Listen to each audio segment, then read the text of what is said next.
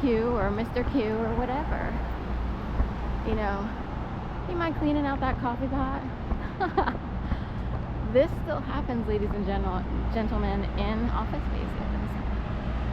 And what if you're like the best person on, you know, say you're super professional, you know what your role is, so you've accepted your role. You don't try to, you know, some people might be out there trying to overly impress. Like, oh, I'm supposed to look like the boss, then I can get a raise or I can get promoted. And they think they're being tested, but it's like, not really, you know. You actually have a certain type of job. And, you know, how assuming is it? Like, how obnoxious is it to take over and act like you're the boss?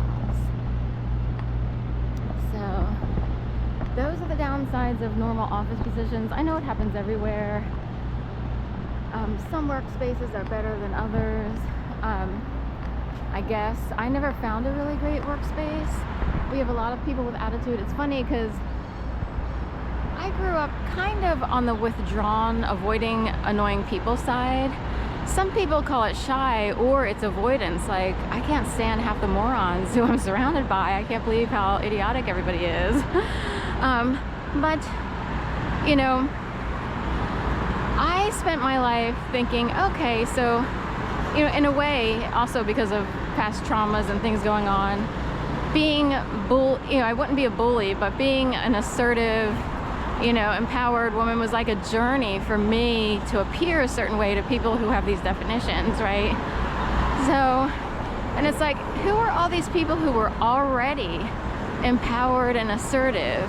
Now, there's a fine line. There's empowered and assertive, or there's all-out bullies, and they think they're supposed to run the show because you're too slow or you're not cut out. There a lot of, you know, I notice it among women. Men have a different style. They might use manipulation and coercion, you know, but women, they just assume roles like, well, I'm clearly a better wife for this man than you would ever be.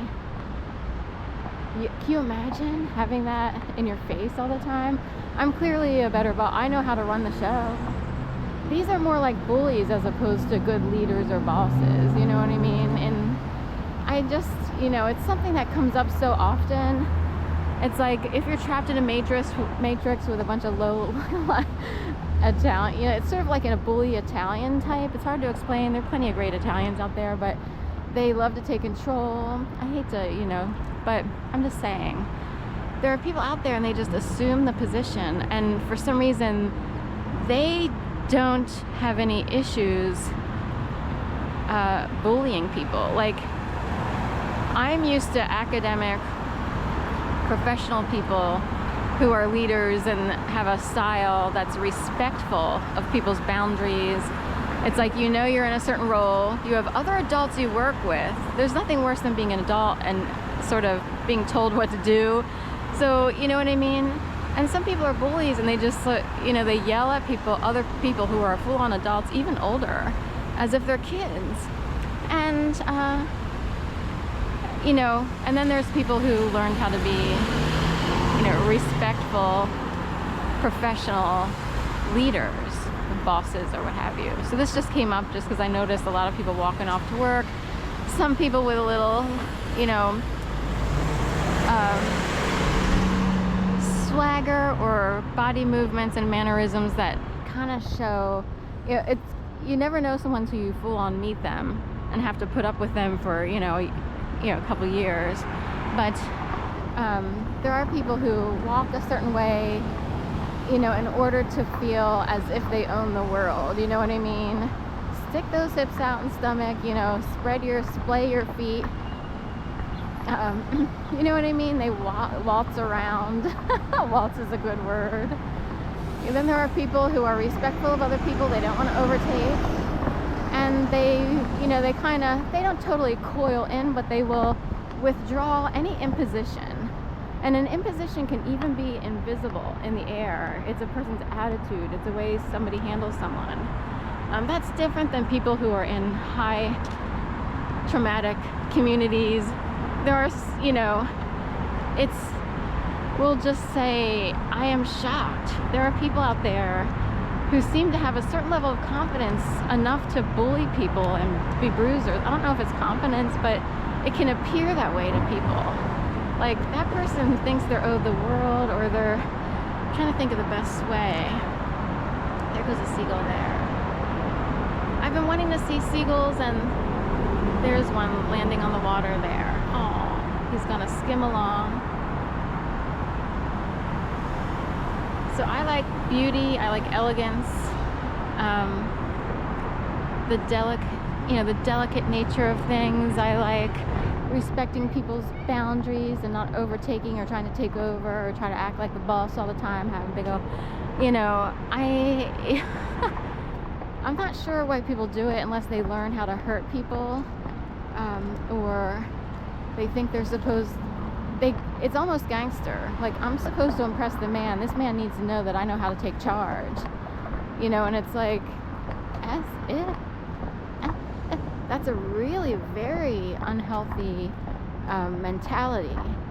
And then there are the men who love it, like, oh, that's right, she showed them, she knows how to take charge. And there are men who love that. I couldn't find anything more unattractive. I'm seeing a bunch of ducks like swimming over to the edge up here, and there's just these lines going towards the edge as if it were like a swim lanes, almost a swimming pool.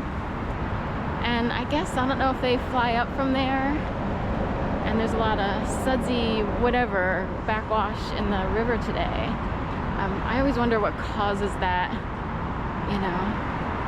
Oh, here's a flock of whole gaggle of ducks under the bridge. I don't know if you can see them, but they're right about there.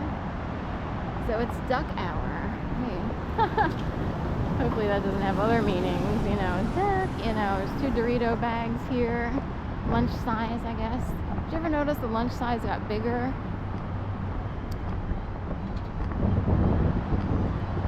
We used to have these small snack bags that you put in your lunchbox and everything.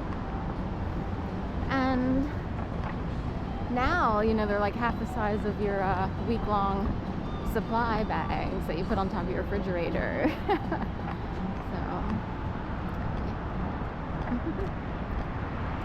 Paging Dr. B. Emergency. Paging Dr. B. And there's ducks coming off the wall up here. Ducks everywhere. These are regular mallard ducks, or similar. I don't know. Are mallards always with the green neck? So these would just be your regular, like, brown ducks.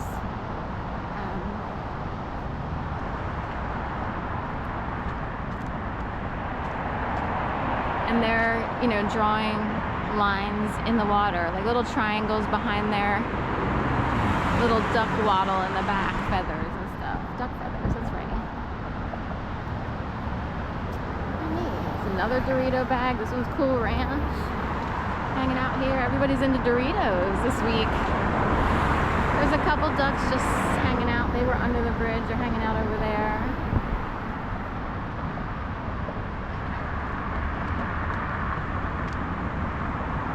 And they're gonna span out. So we have one over here, one here, a couple over there.